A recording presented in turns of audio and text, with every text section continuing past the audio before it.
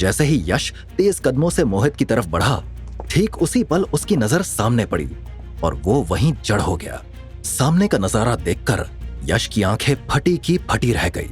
जैसे ही यश ने क्लब में कदम रखा, तेज म्यूजिक, रंग बिरंगी रोशनी और लोगों की भीड़ ने उसका ध्यान भटका दिया। वो ध्यान से मोहित को खोजने लगा। अचानक उसकी नजर क्लब के एक अंधेरे कॉर्नर पर पड़ी और जो उसने देखा, उसे देखकर उसकी आंखें फटी की फटी रह गई। मोहित वहां पार्टी करने नहीं आया था। वो बेहद सतर्कता से अपनी जेब से छोटे छोटे पैकेट निकालकर कुछ लोगों को दे रहा था। यश ने समझने में देर नहीं लगाई कि वो क्या कर रहा है। तो ये बात है, तुम यहां ड्रग्स बेचने आए हो मोहित भाई, अब हम बताते हैं तुम्हें। इतना कहते हुए यश ने तुरंत अपना फोन निकाला। उसने जल्दी से फोटो खींचने की कोशिश की, लेकिन उसी पल कोई इंसान सामने आ गया और फोटो खींच नहीं पाया। इससे पहले कि वो एक और फोटो ले पाता, मोहित अचानक उसकी तरफ बढ़ने लगा। यश का दिल धक से रह गया। उसने घबराकर चेहरे को अपने हाथों से ढका और क्लब की भीड़ के बीच में जाकर खड़ा हो गया। मोहित उसके सामने से गुजर गया। यश ने धीमी आवाज में खुद को समझाया, यस, ये तुम्हारा आखिरी मौका है। आज अगर ये हाथ से निकला तो श्रुति की जिंदगी खतरे में पड़ जाएगी। कुछ भी करके इसे रोकना होगा। उसने मोहित पर नजर टिकाई, जो अब शराब के नशे में झूमता हुआ अपने दोस्तों के साथ डांस फ्लोर पर मस्ती कर रहा था। अगर यश यूं कोने में अकेला खड़ा रहता तो लोगों को शक हो जाता।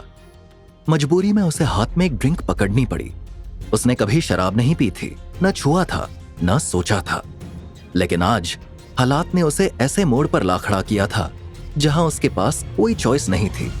और अगले ही पल ग्लास फिसला और जमीन पर जा गिरा। कांच चटक गया। शराब फर्श पर फैल गई। म्यूजिक के बीच भी कांच टूटने की आवाज तेज थी। कुछ लोगों ने मुड़कर देखा। लगता है कोई पीकर भंड हो गया है, किसी ने ताना मारा। इधर मोहित, जो दूर अपने दोस्तों के साथ पार्टी कर रहा था, जब उसने भीड़ को देखा तो ठहाका लगाते हुए मस्ती में उसी ओर बढ़ा। चलो देखते हैं कौन हीरो बन रहा है आज। यश की नजर मोहित पर पड़ी। वो भीड़ को चीरते हुए सीधा उसकी तरफ आ रहा था। मोहित भीड़ में पहुंचा, लेकिन वहां अब सिर्फ टूटा हुआ ग्लास और बिखरी हुई शराब थी। यश वहां से भाग चुका था। क्या हुआ था यहाँ? मोहित ने पूछा। कोई बोला, पता नहीं भाई, कोई बंदा था, स्लिप कर गया लगता है, अब तो चला गया। मोहित वापस पार्टी की तरफ चला गया। उधर दूसरी तरफ क्लब के एक अंधेरे कोने से यश धीरे से बाहर निकला। उसने लंबी सांस ली और मन ही मन बोला, आज तो बाल बाल बच गए यश भाई, नहीं तो आपकी तो पब्लिकली भजाई हो जाती। लेकिन अब देर नहीं करनी, मोहित को एक्सपोज करना ही होगा। वो अब और अलर्ट था। तभी उसकी नजर क्लब के एक कोने में उस पर पड़ी। एक फॉरेनर लड़की वेटर से बहस कर रही थी। यश के दिमाग में बिजली सी कौंधी। वो सीधे वहां पहुंचा, थोड़े स्टाइल में, जैसे वही क्लब का वीआईपी हो।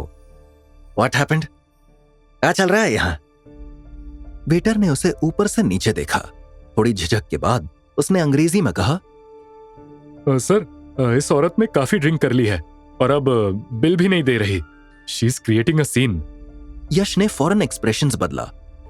ओह, these are our international guests. ऐसा बात नहीं करनी चाहिए तुमको। कितना बिल है? वेटर ने कहा। 8,000 रुपीज सर। यश की आंखें फटी की फटी रह गई। बहन जी ने दारू पी है या दारू का ड्रम? वो मन ही मन में बुदबुदाया। वेटर ने फिर पूछा, कैश और कार्ड सर? यश ने जेब में हाथ डाला। शुक्र है कि उसने जिस डांसिंग कार से कपड़े चुराए थे, उन कपड़ों की जेब में से कुछ पैसे निकले। उसने बिल भी दिया और टिप भी। वेटर थैंक यू सर कहकर चला गया। यश ने झुककर उसके कान में धीरे से एक प्लान बताया। उसकी बात खत्म होते ही लड़की ने मुस्कुराकर सिर हिलाया। बस इतना सा काम, कंसिडर डन। यश ने उस फॉरेनर लड़की को 1,000 रुपए थमाए। आगे की कहानी जानने के लिए देखिए अगला एपिसोड सिर्फ पॉकेट एफएम के यूट्यूब चैनल पर, और चाय वाला बना बिलियनर के सारे एपिसोड्स को सुनने के लिए डिस्क्रिप्शन में दी लिंक से डाउनलोड करें पॉकेट एफएम ऐप।